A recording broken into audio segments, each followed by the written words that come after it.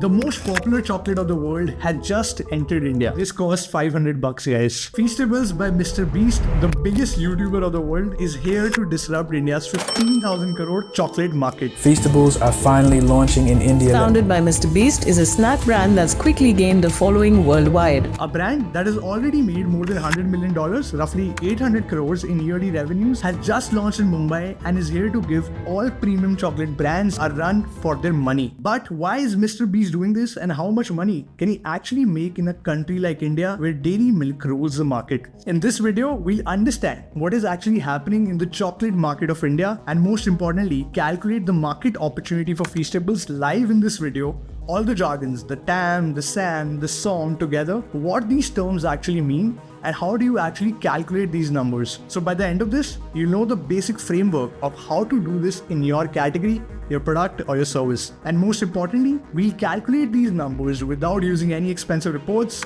and by just using our logics and freely available research. But if you're new to the channel, then you've landed at GrowthX, an invite-only community of over 3,000 members who are product, marketing and business leaders and also founders from India's top companies. Now back to Feastables. MrBeast is one of the most popular people on the planet right now. We all know that. This guy has 33 crore subscribers on his main channel. That's almost equal to the entire population of US, 2x the population of Russia and 3x the population of Japan. With Feastables being super successful already in the US, he has literally laid the foundation of successful creator-led brands. In fact, Logan Paul and KSI, the other YouTuber friends of his, also launched their energy drink Prime along with him in Mumbai. And this is going to be big and might become a roadmap for other creator-led brands in country. By the way, it's not just creators who are getting into this, but also celebrities, like how Ranveer just launched his protein bar brand Be Super You few days back, and how Ranveer recently spoke on opening a lifestyle brand on Nikhil Kamar's podcast. So one thing is clear, we're going to see a lot more of creator-led brands coming up. But before we calculate the market size of Feastables in India, let's get some context on what exactly is actually happening in the Indian chocolate market. See, India loves chocolates, right? We can argue that it's healthy or not, but we all love sweets. However, shockingly, India's per capita chocolate consumption is still not as big. In fact, if you compare us with other countries, you would see that our consumption is only 200 grams per person, while in Japan it's about 2 kgs, in US it's about 5 kgs, and it's Europe it's up to 10 freaking kgs. Also, if you zoom out, in the last 20 years, the per capita consumption has 4x for India. Now let's get into the product that we're talking about today, right? Feastables comes in two variants. One is the 30 gram variant at 350 rupees and the other one is a 60 gram variant at 500 rupees. And while you might actually be wondering that this won't work in a country like ours because it's super expensive, actually it's 3x as expensive as Ferrero and 8x as expensive as Silk. So yeah, it's definitely on the premium end. In fact, we are a market where Cadbury, Kit Kat and Ferrero together hold 80% of the market share. But there's a change brewing. India is moving towards a third wave of chocolate consumption. From regular chocolate wave of Dairy Milk, Kit Kat and Munch, we went to dark chocolate and mass premium wave of Bonville and Ferrero, to now moving towards craft chocolate wave with brands like Manna, Mason & Co., Paul and Mike and other many more coming up. By the way, craft chocolates, if you don't know, are those chocolates that are made from high quality ingredients and less processed cacao chocolate. Cacao is basically the bean from which actually the chocolate comes. This wave of chocolate is very similar to the wave that we are seeing in coffee. How we are buying more specialty coffee over commodity instant coffee like Nescafes. Now that we have some industry context, let's get into calculating the market. But first things first. Why is actually a TAM important? See, TAM is important for a couple of things. It helps you understand what could be the revenue ROI opportunity of everything you're doing in the business, gives investors and all the VCs more confidence and clarity, also gives you help in figuring out strategies, roadmaps, right channels as per different target customers, and most importantly, it helps you prioritize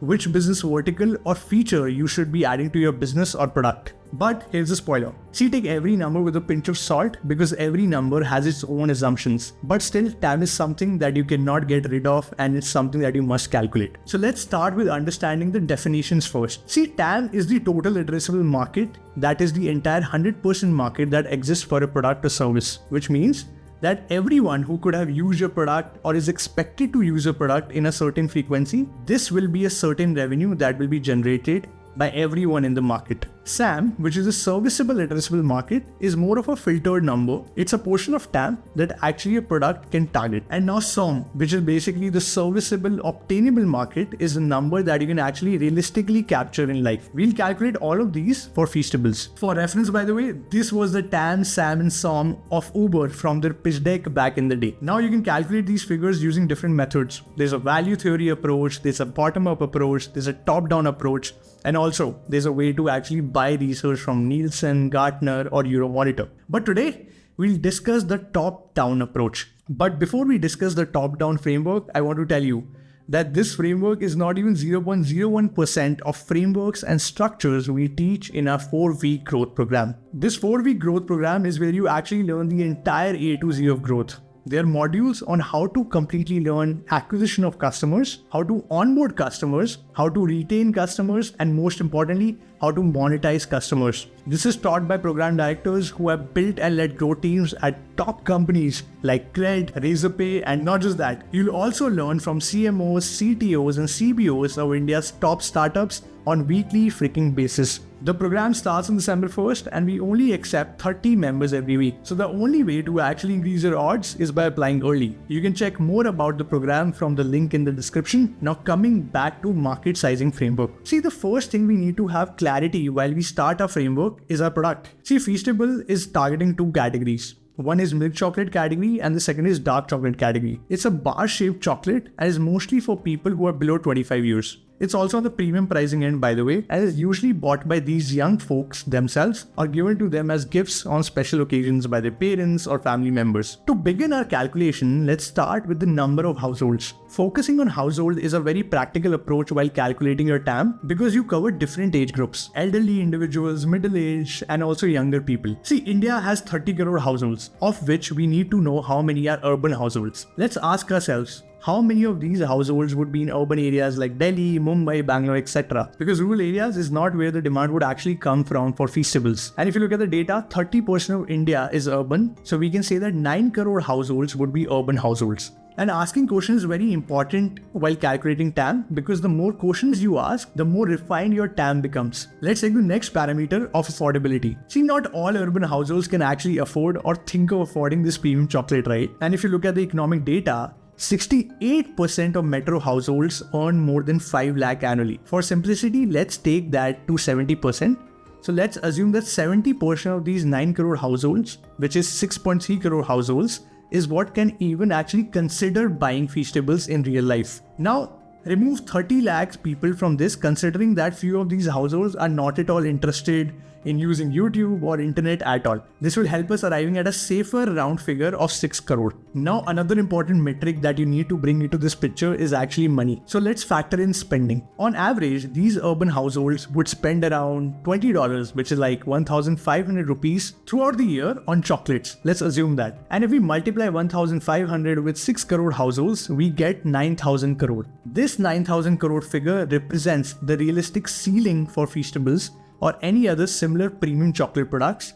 So this is your TAM. Now, how do we calculate SAM? So we calculate SAM by bringing more assumptions into place, right? Because in SAM, we need to understand how much of this market could actually be reached by a product like Feastables through the channels that the brand's gonna use. So let's bring another filter of preference. Let's ask ourselves, how many of these households would actually buy a chocolate? Because some might just not be interested or just have a healthy lifestyle, right? So let's remove 20% of this number and we'll come to 7,200 crores. Now let's bring another filter of preference, which is interest. How many of these households would actually be interested in consuming a milk or dark chocolate? And as we know that, currently 80% of the entire chocolate market is milk and dark chocolate. So we can safely take 80% of this figure and the eventual rounded up number would come at 5,800 crores. Finally, let's consider the third filter for SAM, which is channel. See, we all know that Feastables would mostly use quick commerce for its long-term channel.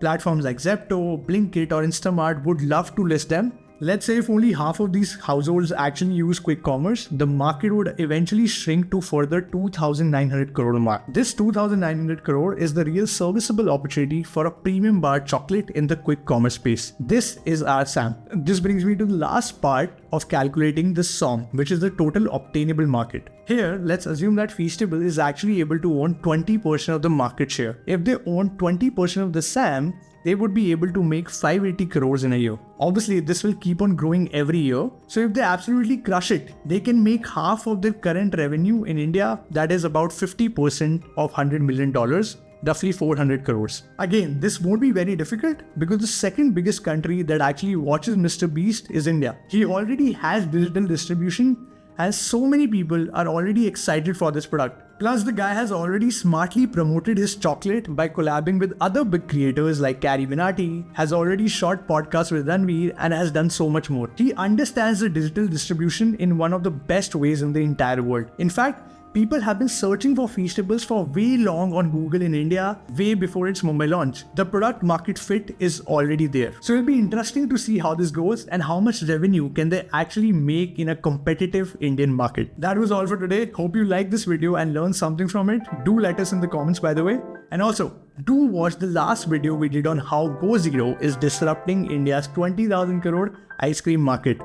I will see you in the next one. Ciao.